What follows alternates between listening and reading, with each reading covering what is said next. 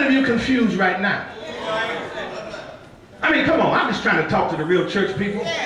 I know you will confess to Oprah and I know you'll confess to Dr. Phil, but let's just have church. And let's have confession. Let's just say this to confession about how many of you confused right now? How many of you afraid right now? How many of you dealing with some challenges right now?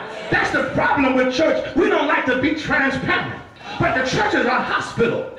All of us are sick. And we're all in the emergency room. And Dr. Jesus wants to diagnose your problem, but he wants you to raise your hand and say, Lord, I need your help. There are too many people that's acting holy but not holy.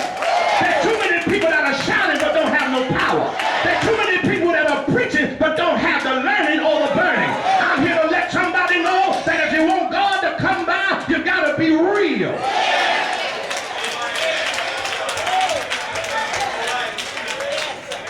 See, we got to get out of this thing we call denominationalism and realize God is beyond that. That's something man has put in place to control how we worship.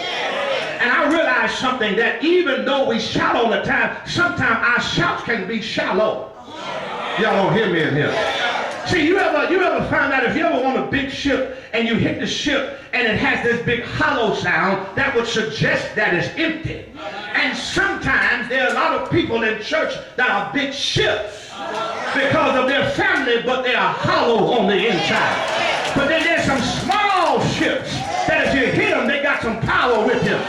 Y'all still didn't get me. If you happen to go to Savannah, if you see the big boats coming down, you see a small tugboat that's pulling that big boat and able to guide it into its port. And all I'm trying to say, God got some tugboats in the church that knows how to pull the church through its tough times.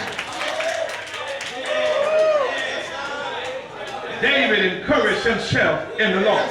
He reflected on the great power of God.